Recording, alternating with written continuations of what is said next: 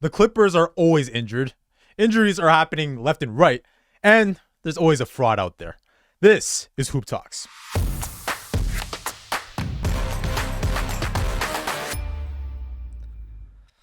What's going on, everybody? It is your boy, Jelani Goodridge-Reid here of Hoop Talks, and I'm joined with, obviously, Justin Pooni.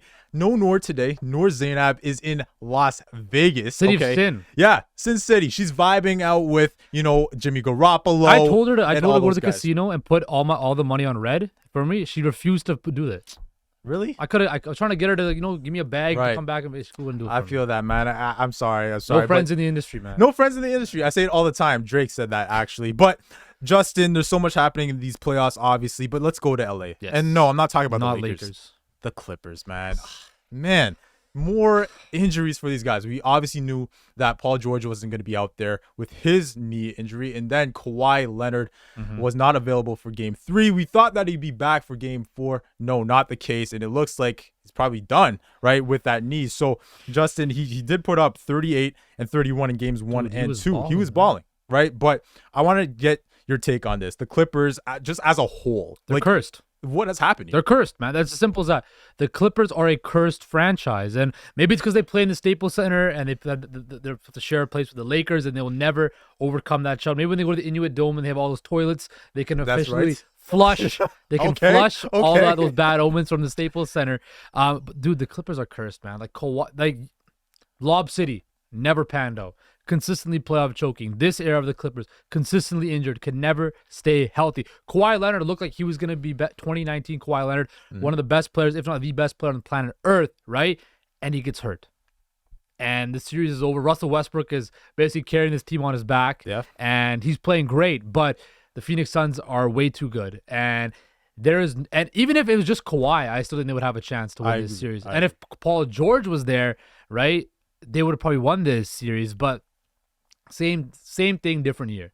Clippers can't stay healthy. There's no continuity. Their two best players are out injured, and they're going to be out of the playoffs sooner rather than later. And I think you really got to start considering, what are you going to do next? 'Cause I don't think you can run it back with these two what should they do? What should they do? Honestly, moving do you forward? explore a Paul George trade? Do you explore a Kawhi Leonard trade? Do you try to move off them and just not rebuild, but retool on the fly and get younger, get more, because we know they have no draft picks anymore. That's right. They have nothing, right? They have one of the best coaches in the NBA in Ty Lue, so he's going to coach and get the best out of whatever roster he's given. But I think it's time for the Clippers to pivot. Now, I know they want to keep these two superstars for when they move into that new stadium, and it's a selling point. But you got to look at the sustainability of this franchise. I don't know if you can continue to run these two guys out there if they can never stay healthy. And I think, does Kawhi Leonard consider retiring soon too? I think it's getting to that point because he can never stay healthy. He can never play a full season. He can't even play a full playoff round. Yep. And I think now it's time for the Clippers to have some serious questions, because you can't. The championship window is pretty much it's closed. It's done. It's done. Yeah, and it's sad. It's sad to see this, because they brought these guys together thinking they were going to win championships. Moved Remember heaven and earth. those commercials, like the commercials with Kawhi. This is my city. I'm the king. I got the crown, right? We never got to see them play the Lakers. That was due to a collapse, right, in the bubble, 3-1. But aside from that, like year after year, it's just nothing. Like injuries. Kawhi ACL in 21, then 22 no Kawhi, and then PG, he had his injury and COVID issues too, and then this year. So I think Steve Ballmer, he's obviously the richest owner in the league. He doesn't want to see this. He doesn't want to see. He didn't pay $2+ billion for this. So I truly believe this is one of the more, this is one of the most, these are the times where you could say the Clippers appear to be one of the more disappointing teams ever. Absolutely. Right? Not on the Brooklyn Nets level. No, but it's definitely been. But you got to put them in the conversation. One conference final appearance. Of one of the most disappointing experiments that we've ever seen, because this was supposed to be title contention year after year, and you've never got to see the full thing. Even when they went to the conference finals, Kawhi wasn't got there hurt in the conference finals. So if you're asking me, I think the Clippers should definitely explore moving these guys. I think that's the only way, right? It's going to be hard. Yeah, because Kawhi money is a lie. He's old. Yeah, Kawhi just signed to re-up his new. Yeah, but they both re-upped their new extension. Yeah, so it's going to be tricky. But I think you got to explore. I mean, and Paul George just on the name alone, you'll get a lot for Paul George and Kawhi Leonard. Maybe more for Paul George because he's got more of, He's more reliable. He can play more. We don't know about Kawhi. But yeah, Jelani, just major disappointment with the Clippers. Yeah, I feel bad for the Clips. I think, yeah, you had the Suns as well, even without these injuries. But again, I'm sorry, Noor. I know you're a Clippers fan. I know you love Kawhi, but it's over. It's over. It's over. 3-1. I expect the Suns to finish the job. Just like the Easter Bunny. Dreams aren't real. It's true. But let's move forward with these injuries and the discussion on injuries. There's so many outside of LA. Okay, let me give you the list of injuries so far these playoffs. We have Joel Embiid, knee. Giannis Antetokounmpo, he was hurt with his back. He's going to be back, though, for game 4. Has to be. They're down 2-1, right? John Moran, he had that hand issue. Then he dropped 45 on the Lakers. Wow. Okay. Kawhi Leonard, we mentioned him. PG, we mentioned him as well. But then Jimmy Butler, he also had lower body soreness. He's been playing through it. Tyler Hero, done. And then obviously Victor Oladipo, I feel really bad for the guy, knee. So, Justin, with all these injuries, like I just named off some of the best players in the league Probably right now. Probably the top 5 players and top 2 players in the NBA, I think, and Embiid and Giannis. So, have injuries ruined these playoffs? You know what it is, man? I think load management has to do this. I think the fact that these guys save themselves for the playoffs and they try to ramp it up, their bodies aren't used to it, right? Your body can't go from 0 to 100 and expect to not, break down. Yeah. Exactly. And you look at it, right? You need to be playing, right, at a high level. You need to be playing consistently, because if you have Giannis didn't play like the last week of the season, right? Joel Embiid, he did play, but then he was resting as well. Jimmy Butler, I know he's probably going to play through it. Again, the Oladipo injury was a bit of a freak one. Same with the jaw injury. But some of these injuries, man, it's just due to just resting and not playing and not having your body conditioned to be in game shape for a full 82 game season. And I think that's why the NBA had to put that in there, because I think once you see it a lot in football too, but the NFL is a lot more higher contact, especially in basketball though. Over the last few years, like when this load management started, you started hearing a lot more ACLs and this injury and that injury. Before that though, you never really caught that, because guys were conditioned to play full 82 games. Right. So do you think that the league should look into, reducing the schedule, like the amount of games? Because people are still going to load manage anyway. That is true. It has to be a mindset change from the players. But do you think it would, I know they're not going to do it because there's money, right? Yes. So there's no way they're going to move off of that 82, right? But do you think now with this, 65 game threshold for awards and for All NBA, do you think that guys are still going to get hurt at this level, right? I hope not. Some guys might play a bit less. I don't know. I hope not. I hope this is still a thing where these guys can, it conditions their body, it conditions them, and they're ready to play longer, and they don't break down as easy. But I don't know, man.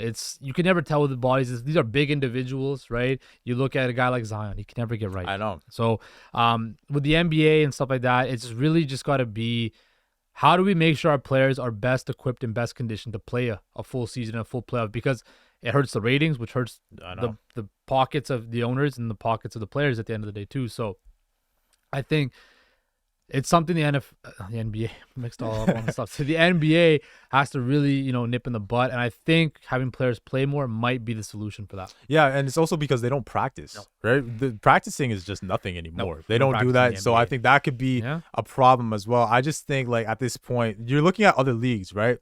NFL playoffs, NHL, MLB playoffs, you don't see injuries left and right like this. Well, in hockey, they hide it. Yeah, they play through it too. They play through it too. Right? But I just think the biggest stars of your sport, they can't be out. They cannot be out this time of year. It does hurt the product. So hopefully we see less of this. I don't know what it requires. I don't know if it's what it's going to take. But I do think if you play more, you might not be injured as much, because if you're seeing the Kings, for example, right? This team, a lot of their guys in their rotation, like the 7 or 8 man rotation, they've played 70 plus games. Yeah. So I don't think that, like you said, I don't think load management works. I think that's just a myth at this point. Absolutely. We saw it work in Toronto with 2019 Kawhi. I get that. But overall, the overall grand scheme of things, I don't think it works. And a lot of teams, they tell their players, you're going to sit here, you're going to sit there. I just don't see it being successful for the long run, but hopefully guys will get healthy. And I don't want to see the second round, third round finals with injuries. Absolutely, right? You're absolutely because even a couple of years ago, Giannis, remember, he got hurt against Atlanta conference finals. We thought he wasn't going to play in the finals. And he came back, right? And that was scary. But hopefully we don't get that moving forward. And now, just to conclude our topic for Around the Association, we got the Fraud Watch. You guys know this already. This is your boy's favorite time of the day. We're going to go through some performances that were problematic. So the nominees for today's frauds are Donovan Mitchell. Let me break it down for you. Donovan Mitchell, last game in MSG, 11 points. Okay, not good. 5 for 18 from the field, 0 for 4 from the 3-point, 50% from the line. Yeah. Okay, he had 6 turnovers, and the second half was abysmal. 1 for 9, and he only had 2 points. Now we move to Julius Randle. Okay, he won the game. The Knicks won the game, but he didn't see the court in the fourth quarter. 7 points, 3 for 10 from the field. Also 0 for 4 from 3-point range. 33% from the line, benched. Okay, and then the third nominee, the Memphis Grizzlies. As a whole, the whole team for that terrible performance to start off at Crip, okay, in their last game. All right, so they were down 35-9 at the end of the first. Yeah, quarter. That was bad. Horrible. Like, honestly, that was a terrible start. They were down 53-37 at the end of the first half. So first quarter, all right, this is the breakdown as a team. 9 points, 3 for 23 from the field. 1 for 13 from 3-point range, 6 turnovers. And then you're looking at 2 guys specifically. Dylan Brooks, okay? Chatterbox. He likes to talk a lot. 7 points, okay? 3 for 13 from the field. 1 for 5, 3-point range. He didn't even do much, okay? Yeah, but he got ejected, obviously. We saw what he did to LeBron, a little nudge. All right, ejection. And the thing is, he didn't want to talk to the media after the L, even though he likes to talk all the time. And then yesterday, he said, the media has portrayed me as a villain. It's like, bruh. Like, really? Bruh. Like, what are we doing here? Come on, man. You started this. And then Tyus Jones, no points, 0 for 7 from the field. 0 for 7 from the field. He had 0 for 5 from 3-point range and 2 turnovers. So out of the Memphis Grizzlies, Julius Randle and Donovan Mitchell, who is your fraud of the day? Donovan Mitchell. That's why he was brought in. He was brought into the Cleveland Cavaliers to bring that playoff experience and to win games, right? And when it mattered the most. And these last 2 games in New York, he did not show up. And now the Cleveland Cavaliers on the brink of elimination for a team that I thought was going to go to the second round and go on a nice little run and kind of push the Bucks in the second round. Now they're getting pushed around by the New York Knicks and Jalen Brunson. And it looks like, we talked about last week, the Knicks made the right decision going for Jalen Brunson. Yeah. He's playing like an absolute stud right now. And I think Donovan Mitchell has come small in the playoffs countless times. And you wonder now, do the Cavs need to make another move this offseason to bring in another veteran player, or do you keep him riding this core out? But yeah. You can't say Julius Randle because that's what he just is like that. Julius Randle's a streaky player. I want to say the Grizzlies, they sucked, right? Yeah. They played horrible. Ja came on strong late. They didn't make it back. They did, but Donovan Mitchell is the biggest fraud. I think that it has to be Julius Randle here. Okay. I think it got to be Julius Randle. You know why? Because he was in that poll with Siakam as tied for second most overrated player. But that's what I'm saying. That should be he's already voted as an overrated player anyway. Yeah, but I just think as a guy like that, right, who he's capable of being an all-star caliber guy, right? Yeah. If the Knicks want to actually do something these playoffs moving forward, he's got to show up. He cannot do what he just did. They have to pick up the slack for him. Obi Toppin, those guys, Hartenstein, they have to come off the bench and help him out. And then I see him pouting on the bench because he got benched. I mean, look at the stats. Look at the stats. They're right there. They're right there. So he has to show up. Women lie, but numbers never lie. They never lie.